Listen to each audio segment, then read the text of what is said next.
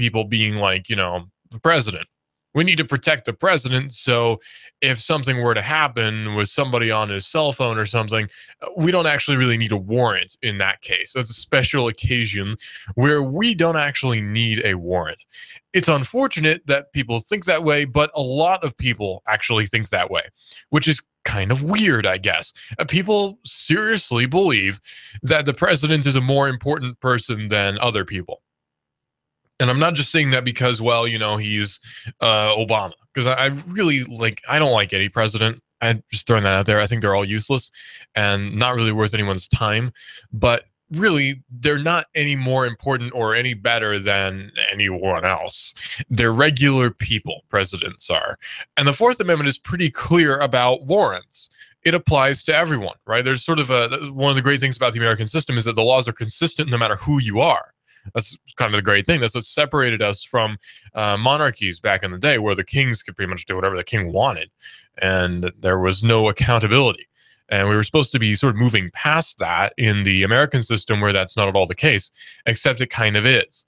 So here in our wonderful United States, we have a bit of a problem where, well, we tend to value certain people over other people. Now, there are occasions where I can understand that, where I value my dad over the president, or I value my dad over most other people, actually. I value my friends over random people on the street, that sort of thing. That's just natural human instinct. But when we're coming to the legal system, no preference whatsoever should exist. It's supposed to be very fair, very even, and preference should not be given. That being the case, why is preference being given to VIPs? In fact, why do VIPs even exist? Well, as expected, according to Ars Technica, the Department of Homeland Security has released its own Stingray requirements. Agents now have to obtain a warrant prior to deploying their secretive surveillance tools as part of criminal investigations. This new policy comes over a month after the Department of Justice released its own similar policy. Now, on its face, that's really great, because we think, well, now the feds are going to be getting warrants for everything and we don't have to worry about anything. Except not quite. During a congressional hearing on stingrays on Wednesday, a top Department of Homeland Security official said that the Secret Service uses this device as part of its protective mission, making sure that the president and other dignitaries are not assassinated. That's believed to be the first time the Secret Service has ever actually explicitly acknowledged its use of these devices. Now, to explain, the Stingray devices are used in order to capture cell phone information, both telemetric information and actual call and SMS and data information as well. I mean, mobile data. So any data which you put through your phone, if it's in range of a Stingray device and it's picking it up, then it's going through the Stingray. Basically, it's being captured somehow. So the Secret Service admitting to using these devices is pretty, well, significant, to say the least, because it's very, very illegal to use these devices without a warrant. If I used a Stingray device, as an example, I'd be thrown in jail for a long time because I would be breaking all sorts of FCC regulations, I think. So why can't I get away with it, but people wearing badges and guns can? It doesn't really make any sense. Again, I thought the law was supposed to be sort of an equal thing. Well, it is, unless you're a VIP. So Secret Service protection is actually given to quite a few different people. It's not just the president. It's also secretaries of state. It's also representatives and senators as well.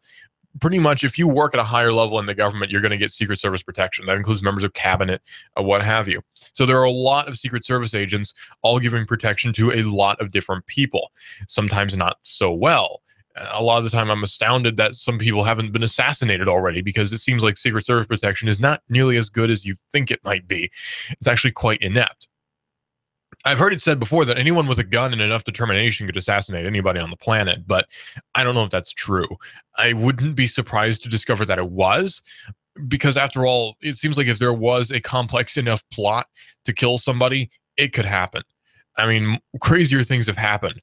Think about it this way. Franz Ferdinand was assassinated in Bosnia and Herzegovina back in the early 1900s. And that was just a few guys who were really bad at their jobs and really bad at assassinating too, with well-designed guns, but outdated at the time. So it can be done by anyone with enough determination.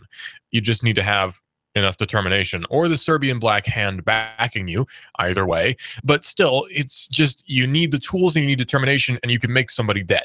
That's just how it is. That's life. So trying to protect against that, you might consider it to be sort of frivolous sometimes, but also sort of frivolously necessary at the same time. Because on the one hand, you're not going to save him if someone has enough determination. But on the other hand, you kind of have to be there. Otherwise, people will whine and say that there's no protection. So I understand protection being given to secretaries of state and to senators and to congressmen and to the president and all these different people. I understand.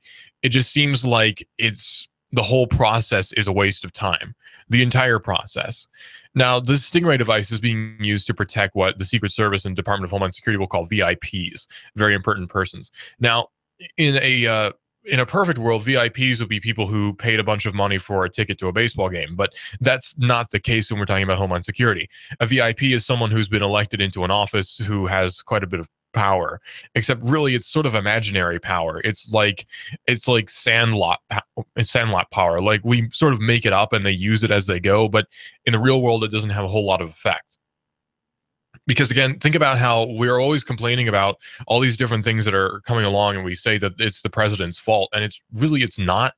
That gives way too much credence to the office of president anyway, because the president can't do a whole lot, and that's by design, and that's good.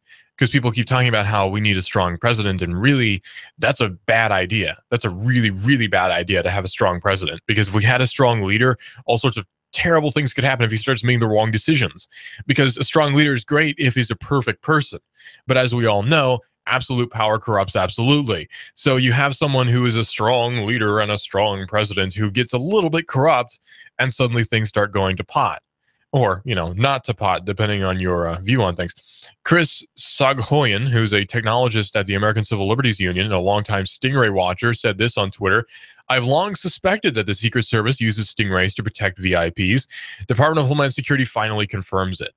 Like the Department of Justice's September 2015 stingray requirements, there are also exceptions for both exigent and exceptional circumstances.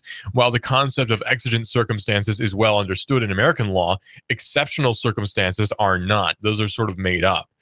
Many legal experts are baffled as to what exactly the boundaries of that concept even are, because exceptional circumstances, there's not exceptions imply exceptions, right? So there's an exceptional circumstance, meaning that there's an exception to the rule in this particular circumstance. So what is given exception?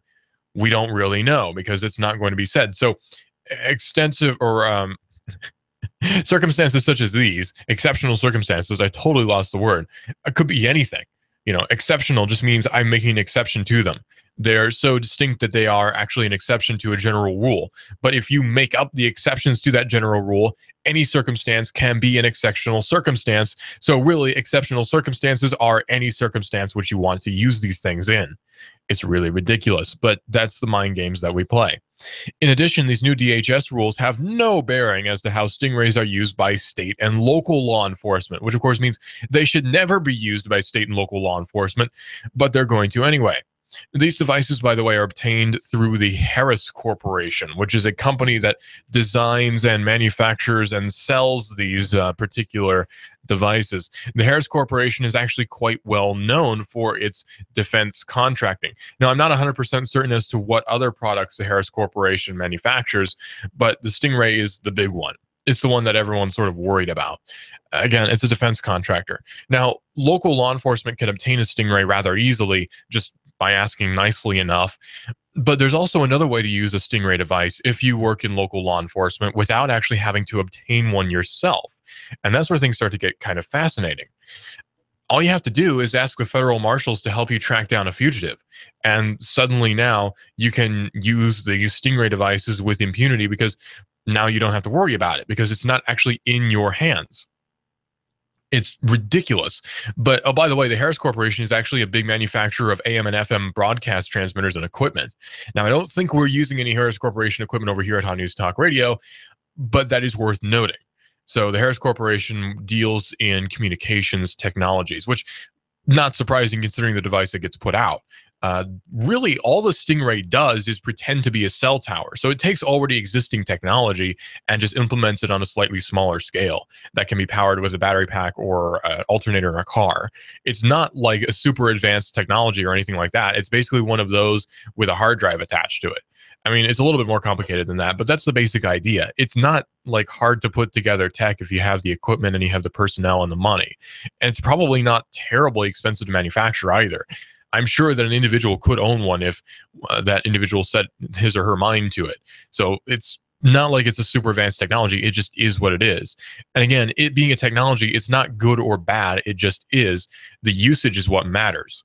And in this particular case, it's being used for very nefarious purposes. What would be the reason for capturing someone's cell phone information anyway? Because that's what we have to look at, is the motive. When you're investigating any crime, you have to determine what the motive is, because everything happens for a reason. Some people like to talk all the time about, well, stuff happens. Yes, stuff happens, but stuff happens for a very defined reason. And that's not really apparent in this particular case, except it kind of is. If you look at the mainstream narrative, it makes no sense whatsoever. It's for counterterrorism purposes. Okay, cool. So everyone is potentially suspected of being a terrorist. Now, that's probably not true. It seems unlikely that people in the Department of Homeland Security actually truly believe that everyone is a terrorist, because that's kind of ridiculous. But probably they also do think that people should be treated as though they might be, which eliminates the whole idea of innocent until proven guilty.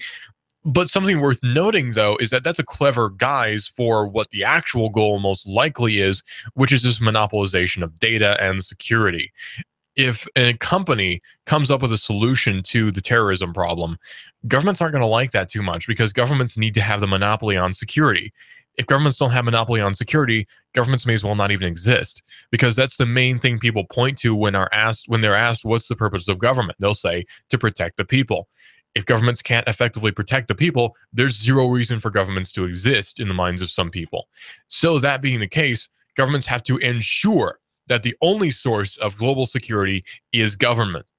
And that's where these corporations like Harris Corporation come in to make it appear that counterterrorism efforts are are going strong and going well, and everything is hunky-dory, when in actuality, nobody really controls anything. That's kind of the funny thing.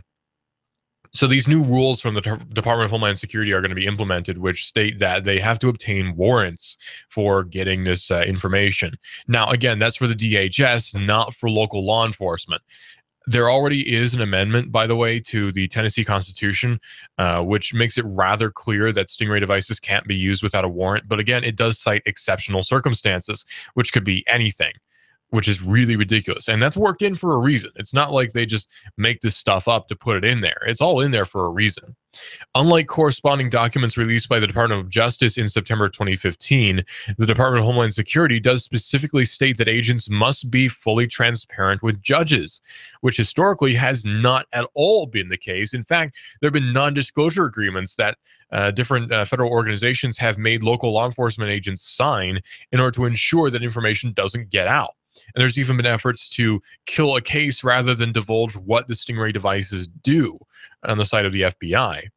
As DHS policy states, according to Ars Technica, in all circumstances, candor to the court is of paramount importance. This is pandering to the courts, of course.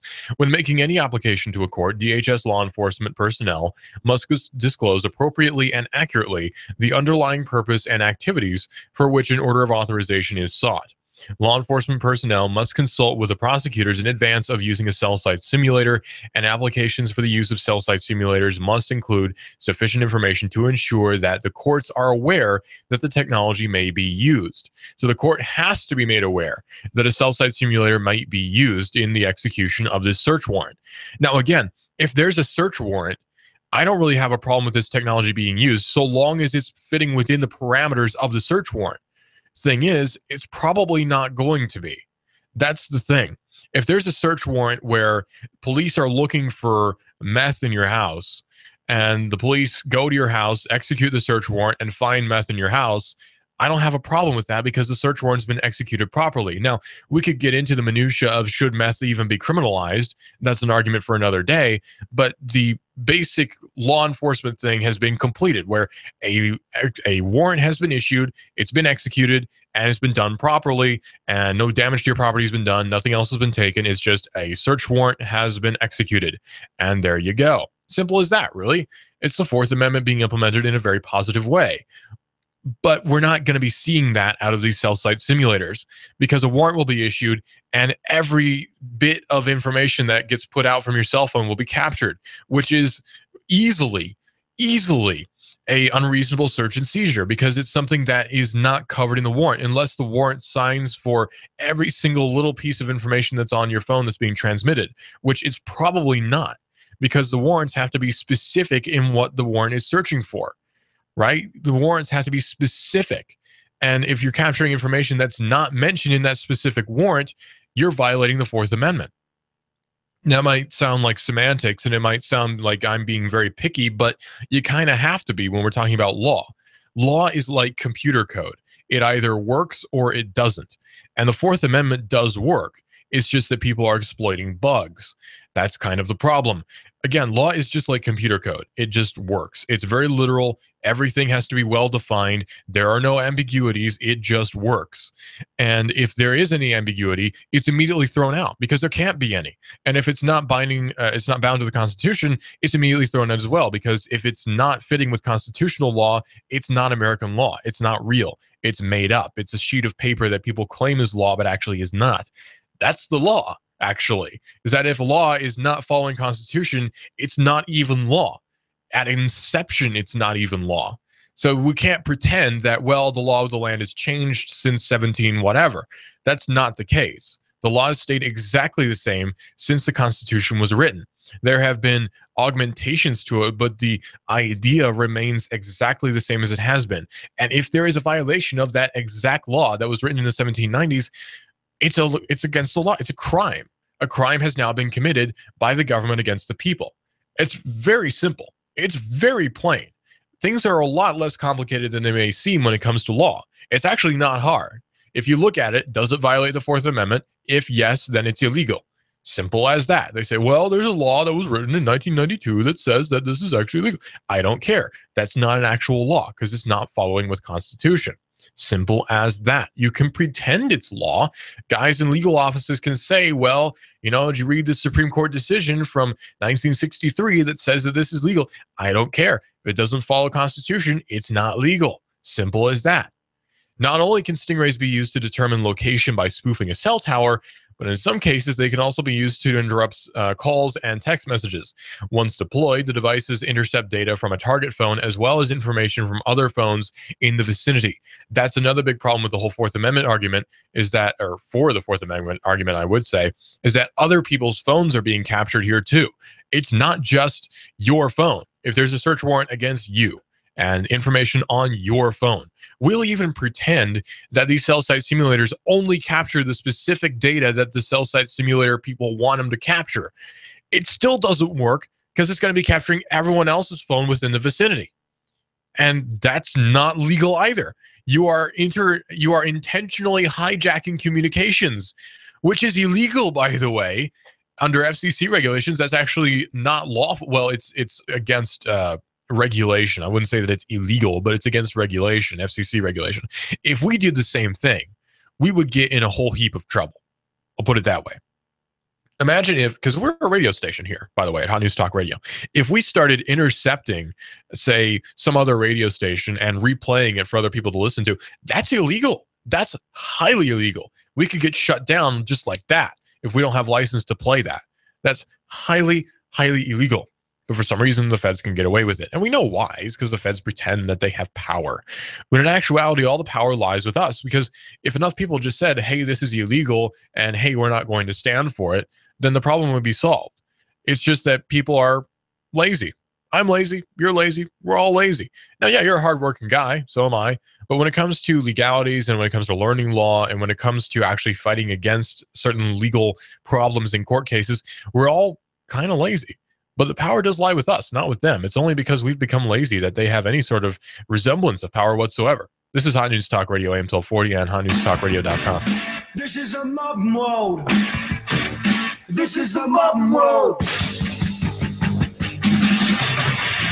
What kind of fool do you think I am?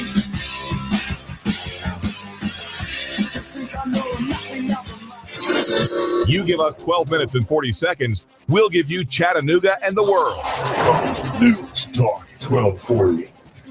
Sky Aerial Services uses advanced drone technology to give you a better perspective and depth of your property and project. We offer aerial photography and video for your business, farm, home, or advertising campaigns, as well as editing services to complete the experience. Call us at 423-521-0284 and see how we can help you tell your story about your business, property, or project. We work with real estate professionals, both commercial and residential, developers, engineer inspectors, surveyors, ad agencies, auto and boat dealers, mapping services, insurance inspectors, corporate marketing, charity events, weddings, and photographers. Our consultation is free. Call 423-521-0284.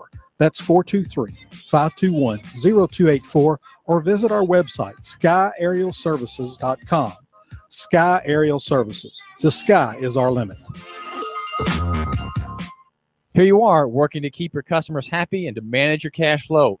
IRS problems are the last thing you need, but here they are, flapping about you like vultures. Get help from Eric Pelton and his team of accountants at E.J. Pelton Company. Audits, letters, proposed return changes, 1099s, penalty threats. Pelton Tax Resolution Services brings peace of mind and helps you keep more of what you've earned. EJPelton.com.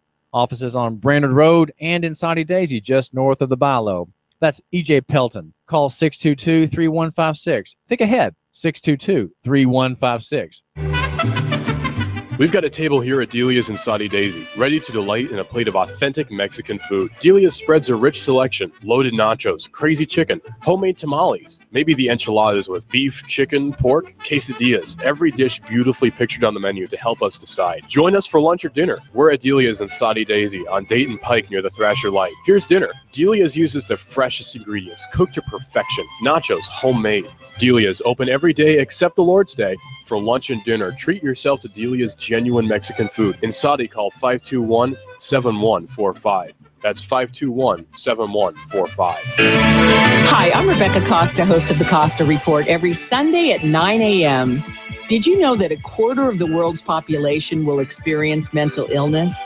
My guest this week is former Congressman Patrick Kennedy, who says the United Nations must make mental illness a priority. Find out why this Sunday at 9 a.m. on the Costa Report, right here on AM 1240, Hot News Talk Radio. This is America Now with Meghan McCain. Al Gore running is crazy. You're flying around in your private jet all over the world, and you want average Americans to care about the environment. Don't you think you should be doing your part as well? Meghan McCain, weekdays at 7 p.m. You give us 12 minutes and 40 seconds, we'll give you Chattanooga and the world. News Talk 1240. Hi, I'm David Tulis, inviting you to make the move with me 9 to 11 a.m. weekdays here at AM 1240 Hot News Talk Radio. The David Tulis Show, featuring Nooganomics.com for Chattanooga and beyond. 9 to 11 a.m. weekdays. Hot News Talk 1240. Fox News Radio, I'm Lillian Wu. Hillary Clinton right now before the House committee investigating the deadly attacks in Benghazi, Libya. The committee's top Democrat, Elijah Cummings, suggesting the probe is aimed at the former Secretary of State. The Select Committee has spent 17 months and $4.7 million of taxpayer money. We've held 4 hearings and conducted 54 interviews and depositions. But panel chair Trey Gowdy insisting they want questions answered. You are one important witness among 100 important witnesses. Clinton expected to be there for hours. There's word of 1 U.S. military death in the fight against ISIS during an operation to free captives of the militant group. And a storm system which slammed a West Texas city with hail is moving east, leaving fast-moving floods washing through other parts of the state. Fox News, we report, we decide. You give us 12 minutes and 40 seconds, we'll give you Chattanooga and the world. News Talk 1240. Questions about privacy and about records, open records, are now raising some, problems for a 9-year-old boy who was arrested. His mugshot was online, obviously, as mugshots often are, because mugshots are public record. And now there's a privacy debate, according to Ars Technica. This happened in Florida, of course. Florida man has reduced in age. A 9-year-old Florida boy is now facing 2 charges of aggravated assault, which police said entailed brandishing a butcher knife. While his first court appearance isn't until November the 5th, his Tuesday booking photo has appeared on the Lee County Sheriff's Office website. It was then scooped up by a Facebook page from a local mugshot site, prompting online ethical and legal debates about the boy's privacy. Now, this whole process is not surprising. Juveniles get arrested all the time. Mugshots get put up on websites all the time. But it seems on its face anyway that this is just a problem of a lack of oversight on some of these, different websites which post mugshot photos. That's what it seems like on its face, where you just say, oh, well, somebody messed up, they'll take it off, no biggie. Well, that would be the case if it weren't for the fact that everything which goes on the internet is kind of there permanently, forever. If someone has viewed it, a copy has been made. That's probably something that maybe a lot of people don't understand, actually. When you are viewing a website, what you're doing is you're actually downloading an HTML file with all the associated assets, be it images, text, background colors, sound, flash, SWF files, all that different stuff. You're downloading all of that, and then your browser is interpreting it. So actually, every time you visit a website, you're actually downloading the website, really, is what you're doing. Again, this has been how it's been for the last 25 years. It just is what it is. That's what happens when you visit a website. You download the website and all the information associated with it. Now, internet connections nowadays are so fast that that's not a problem. Now, if you remember back in the days of dial-up where pages used to scroll down and they would load all the text and all the photos and it took forever, those days are gone because internet connections are now very fast. Even satellite internet connections are really fast. Why do I say all that? Well, if you have viewed this 9-year-old boy's mugshot, and I may have and not realized it because, you see stuff on Facebook, you've actually downloaded that photo. It's in your temporary files somewhere unless you've purged them. That being the case now, potentially millions of people have seen this kid's mugshot. Now, again, on its face, viewing something is not wrong necessarily, especially if you don't intentionally do it. If you walk into a room and you see something you shouldn't, it's not really your fault. You've done nothing wrong. It's just, whoa, and you walk out. Just using that as an example when we're talking about the internet. The same goes for you're scrolling through Facebook and you see something, you go, whoa, and you didn't really mean to, and it's not your fault. It's something that happens. It's a danger that's associated with being online. I don't even mean something, pornographic. I mean, just some stuff you would rather not see, like dead Syrian children, which I keep seeing on my Facebook feed. I don't want to see that, but it keeps popping up, and it's rather disturbing, I gotta say. And I know that's the point, but not everyone wants to see dead children. You know what I mean? That's kind of messed up. But anyway, the Lee County Sheriff's Office says that it was dispatched to the boy's Fort Myers residence amid allegations. Of course, these are all allegations. He's not been proven guilty. That he was hitting his 11-year-old sister on the head with a TV remote control. His 71-year-old grandmother said that grandmother said that he allegedly tried to pull her to the ground too, so she called the police. The grandmother also said that the boy got a butcher knife from a kitchen drawer and began walking toward his sister and the grandmother. The report said that the boy put the knife back after his sister called police. Both the sister and grandmother told deputies that they were in fear of their lives when the boy was pointing the knife at them and got to within 4 feet. Usually that would be the last we'd hear of the 85-pound boy's plight. I mean, that would be it. But this is the digital age, and mugshots are posted online. That's just how it is. So the Lee County Sheriff's Office site published the boy's name and picture and its site on its site and its Facebook page.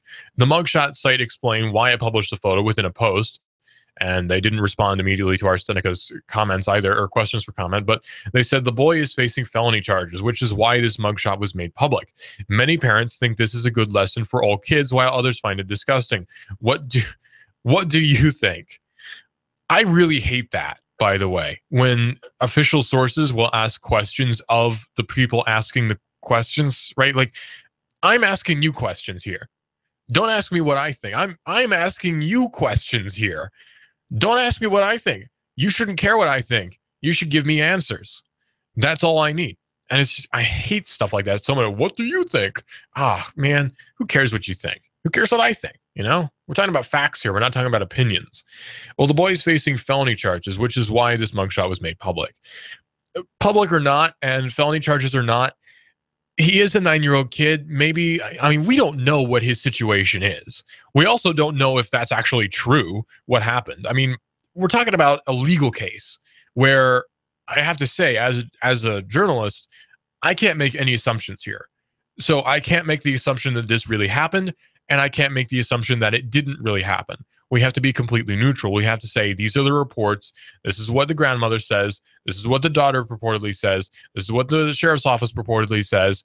And we take no sides. Simple as that. So again, he's a child. He's 9. And there is sort of a problem with accountability too. And also him being a minor. Normally, journalistic sources, like even, local news stations, don't post the names of kids when they're involved in disputes or any sort of crime. If it's a 17-year-old kid, even they don't post the name or pictures or anything. That's how it's done. And this does seem to be sort of a breach of that ethic when a name and a photo is posted, again, of a 9-year-old kid who we don't know what his situation is.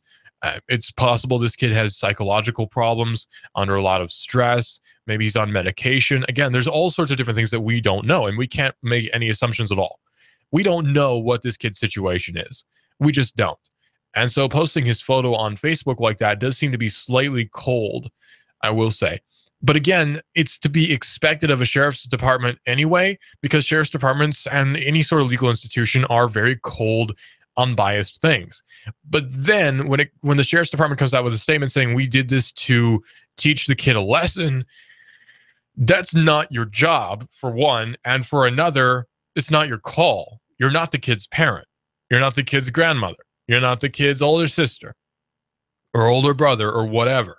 So again, that's an assumption that I'm holier than thou as the sheriff's department, and we, the sheriff's department officers, are going to post your photo online to teach you a lesson. It's not your job to teach me a lesson, okay? Don't try to teach me lessons, is what I'd be saying if I were the 9-year-old kid. Granted, if I were a 9-year-old kid, I probably wouldn't be waving around butcher knives, allegedly, but it is an allegation. We don't know. What followed was intense online debates, but that there are intense online debates about which ending of Blade Runner is better, so that's just to be expected. Whether it was an ethical lapse in judgment is one thing, but publishing the boy's mugshot and arrest information is actually legal. It's not a crime. It's a publicly available arrest record, meaning that various rules and terms of services about posting pictures of youngsters without parental consent largely do not apply. What's more, the boy is indeed being accused of adult crimes. So those things do have to be held into account, right? That it's not a crime what the sheriff's department did. We're not talking about crime. We're talking about, is it the right thing to do? Because you can do something that's legal, but also not the right thing to do. I mean, it might be legal in the New York City to walk around topless if you're a woman, or even if you're a man. And that's really not very appropriate. It's not the right thing to do, but it is legal, right? So just because it's legal doesn't mean it's necessarily the right thing to do. Also, legal by whose standards would be another question that you could ask, because it might be legal in some states, but not legal in others, legal by federal law, but illegal by state law. There's all sorts of different things we could get into when we're talking about what's legal and what isn't. We can always go back to Constitution, though. And as far as I know, there's not a whole lot in Constitution about ages of consent or adult crimes, child crimes. I'll have to read into that a little bit more later. So legal niceties aside, according to our Seneca, the vitriol meter about the mugshot being published is in the red zone.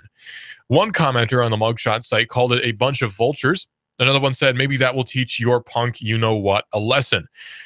Again, we're making assumptions where we can't really. And this is where we hit kind of a wall. Because this is a topic I've wanted to broach for a long, long time, is people posting things online and potentially not knowing what the actual situation is. Okay, here's the thing. You are free to post what you like online. I'm not one of those guys who's going to say, how dare you post that? That's offensive. I can't believe it. I've seen more stuff in my day, my 20 years, than a lot of people have seen in 50 years. I've seen intense stuff. I've seen messed up stuff. I'm pretty well hardened to basically anything. It's very hard to offend me. Very hard to offend me.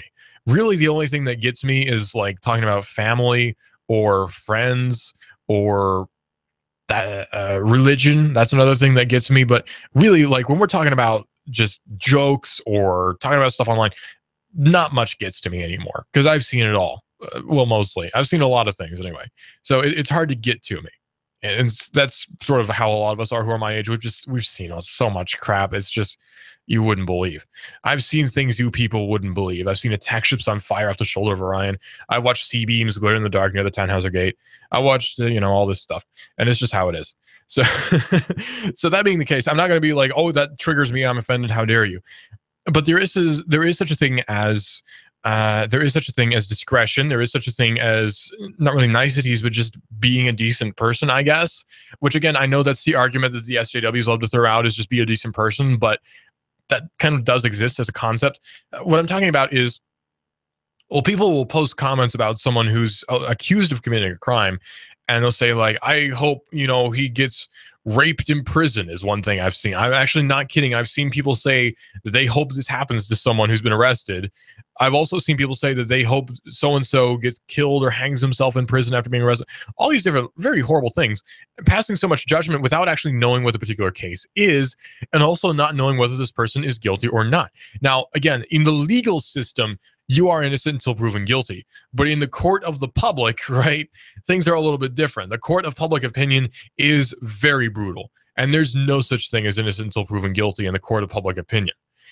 And that's not to say that that's like wrong necessarily, but that is to say that it's kind of exemplifying how ill-educated a lot of people are about the legal system, about situations, about empathy, I guess.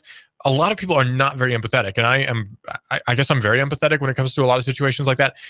I think it's more that I like to think dynamically, because I don't like to think in solid terms a lot of the time, if that makes any sense.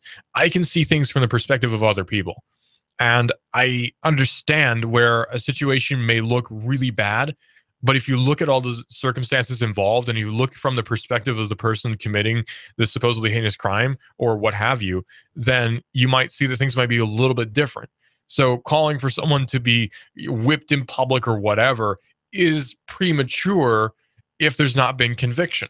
Now, conviction's another story, but if we're talking about this person has just been arrested today, doesn't even have a court date, and we got people saying, I hope they hang themselves in prison, that's kind of not just inappropriate, it's also very immature, and it's also just stupid, really. It's ill-educated.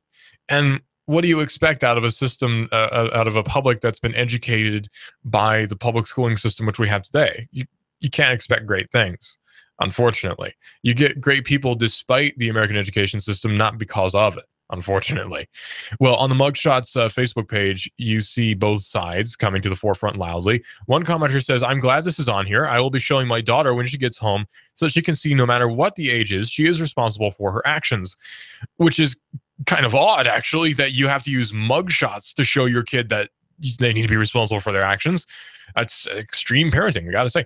The Lee County Sheriff's Office said on its website it publishes booking information as a service to citizens, inmate families and friends, attorneys, and others, and does not detail the final disposition of the criminal justice proceedings. All arrestees are innocent until proven guilty in the court of law. So the Lee County Sheriff's Office does have the right idea there. And I'm not saying the Lee County Sheriff's Office doesn't understand how the legal system works, because this isn't really a problem with the Lee County Sheriff's Office. Because we could talk about ethics all day, but again, the Lee County Sheriff's Office just did its job and posted mugshots, which it always does. Almost nearly every jurisdiction does this, by the way. If you go to Catoosa County's website, there's mugshots. If you go to Hamilton County's website, there's mugshots. It's all over the place. We're talking about the cold, hard facts of the law, which is that it's not a crime to post that online. But ethically, when we're talking about third parties posting this, it seems not really inappropriate, but it just seems useless. What's the purpose anyway of posting it online? I don't know. It's a big topic. There's a lot that can be studied there, because people have very brutal reactions to a lot of things where there's not really a whole lot of reason. Okay, for instance, if you watch videos on LiveLeak of cities being shelled, people will say, I'm glad all these people are dying in these cities. It's like not understanding that there's, women and children, there's innocent people, there are churches, there's other religious institutions in these particular cities that are being indiscriminately bombed. That's not really a good thing or anything to applaud, and it's certainly not the right or just thing. And yet people will applaud it all day, saying, God bless bombs or whatever. And it just seems ridiculous. It seems immature. It's very childish. Maybe that's because we're raising a very immature and very childish generation. And I'm not even talking about the new one here, people younger than me. I'm talking about people in 30s and 20s. Well, later 20s and 30s and even 40s who are very gung-ho about people dying, very gung-ho about public shaming in ways that are really kind of immature and maybe unethical. Now, again, I'm not saying you can't say that. That's the last thing you'll ever hear me say is you can't say that. You can say whatever you want. I mean, there's slander and there's all sorts of other things, but when it comes right down to it, you can say whatever you want. I am a firm believer in free speech. Firm believer. You can say anything, but that doesn't necessarily make it right. I might call you out for saying that's not really the right thing to say. That's not really the Christian thing to say, would be my angle, but it is legal in the American legal justice system. What you said is legal. It's just not really right or just or good. Calling for death is kind of not any of those things. But anyway, that's enough on that topic, right? This is AM 1240 Hot News Talk Radio. We are everywhere. You can listen live to Hot News Talk Radio at hotnewstalkradio.com. Check us out on the TuneIn Radio app and then search for Hot News Talk Radio. Hot News Talk Radio is also on Twitter, where you report the world decides, and that's AM 1240 Hot News Talk Radio. Also, if you get the Flipboard app for your phone, which is what I have actually. If you use Flipboard and you go to Hot News Talk Radio, you can see our Twitter, and it looks like a magazine. It looks very well presented. It looks like a professionally produced magazine. It's great stuff. I love it a lot. And you can check that out on Flipboard and then search for Hot News Talk Radio. Another thing you can do is you can go to YouTube actually and go to the Hot News Cam on YouTube.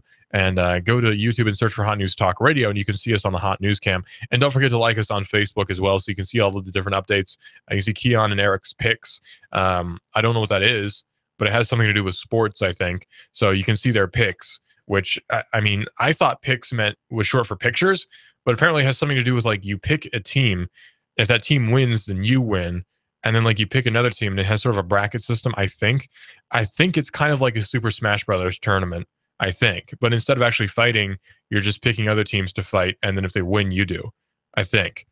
I don't get picks. I don't get sports very much, but I'm trying to learn. And that's why I listen to Clutch with Keon Rose, which is on every weekday here on Hot News Talk Radio from 1 to 2.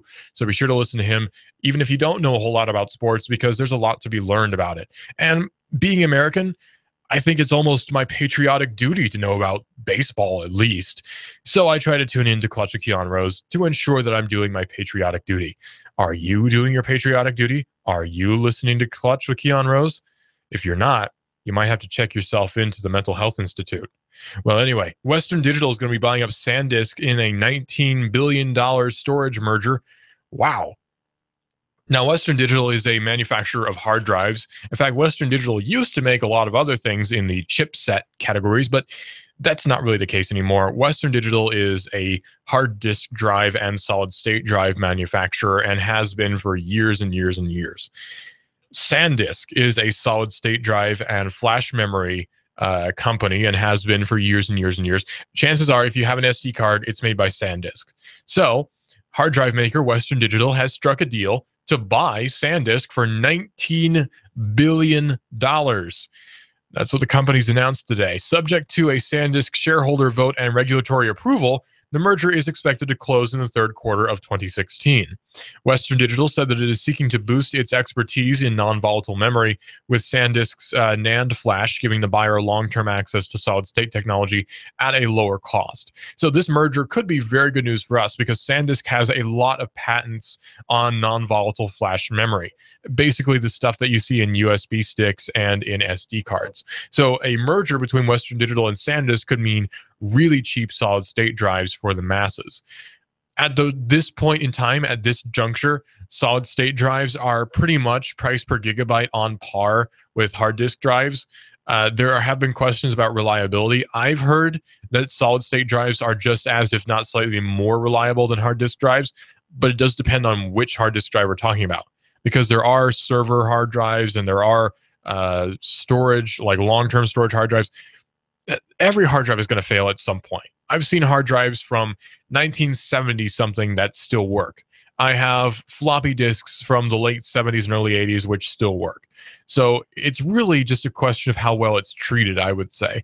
We have a rather humid environment here in our area, but we do have the benefit of sometimes rather neutral temperatures where we can easily climate control our buildings.